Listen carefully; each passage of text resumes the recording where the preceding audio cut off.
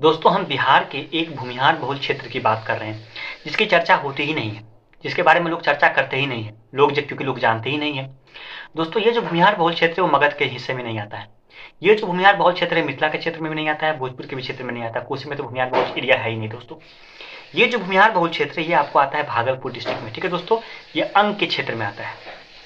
और भागलपुर डिस्ट्रिक्ट में कौन सा क्षेत्र है ये? इस क्षेत्र का नाम है बीरपुर। बीरपुर पर पुराने जमाने में कहा करते थे, आज से 125 साल पहले भी कहा करते थे। आज ये बीरपुर, नारायणपुर और खड़ीक नाम के ब्लॉक में बढ़ चुका है, 3 ब्लॉक में बढ़ चुका है। इस बीरपुर की आबादी आज से 125 साल पहले दोस्तों हुआ करती थी 96,060।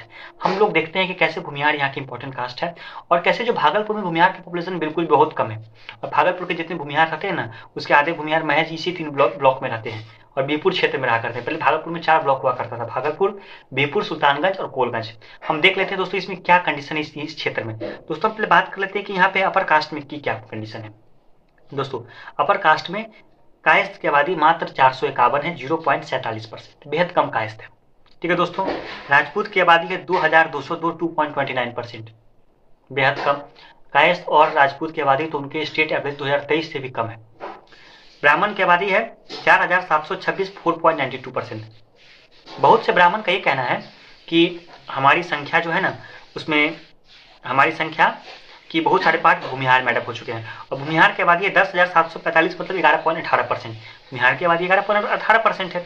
ठीक है दोस्तों, अब हम कंपेरिजन देख लेते हैं कि भूमिहार और अहिरन ग्वाला एंड मुस्लिम में क्या कंपेरिजन है।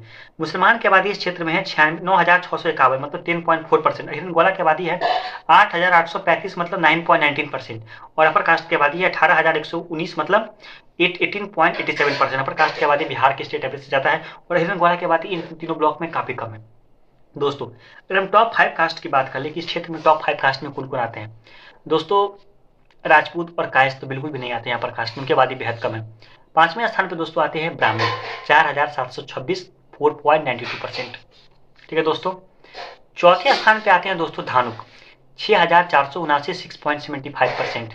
धानुक भागलपुर में अच्छी खासी आबादी मेंटेन करते हैं, बिल्कुल मान सकते हैं, लेकिन बीरपुर में उनकी आबादी नहीं है।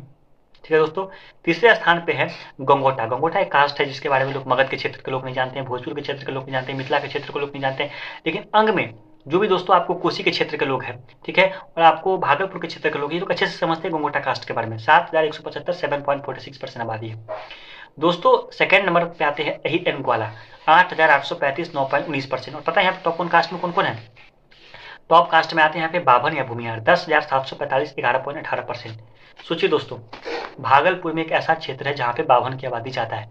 बेगूसराय भागलपुर डिस्ट्रिक्ट के भागलपुर सिटी में भूमिहार की आबादी नहीं है, लेकिन आपको भागलपुर के बीरपुर के क्षेत्र में भूमिहार वहाँ का डोमिनेट कास्ट है।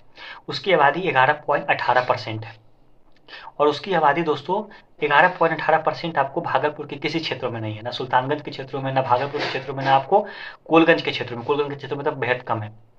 भूमिहार की आबादी 11.18%। एक बात दोस्तों नोट कीजिए, आपको जो गंगा बह रही है वो आपको कि अपर पार्ट में आते हैं। गंगा भागलपुर के 2 भागों में बांटती है, upper part and lower part. Upper part में दोस्तों भूमिहार की आबादी है, मतलब आपको गोपालपुर में और बीरपुर में भूमिहार की आबादी मिला लेंगे तो भूमिहार की आबादी ब्राह्मण से ज़्यादा होती है। लेकिन जो भागलपुर का साउदर्न पार्ट है दोस्तों, जो कि गंगा नदी के नीचे का पार्ट है, सुल्तानगंज, आपको भागलपुर और कोलगंज का जो पार्ट है, वहाँ पे ब्राह्मण की आबादी भूमिहार से 3 गुनी से ज़्यादा है और भूमिहार 25% है और ब्राह्मण 75% है। ये दोस्तों हमने बात किया भूमिहार डोमिनेट क्षेत्र के। ऐसे हम और भी वीडियो लाते रहेंगे, कृपया इस चैनल को सब्सक्राइब करें। धन्यवाद दोस्तों।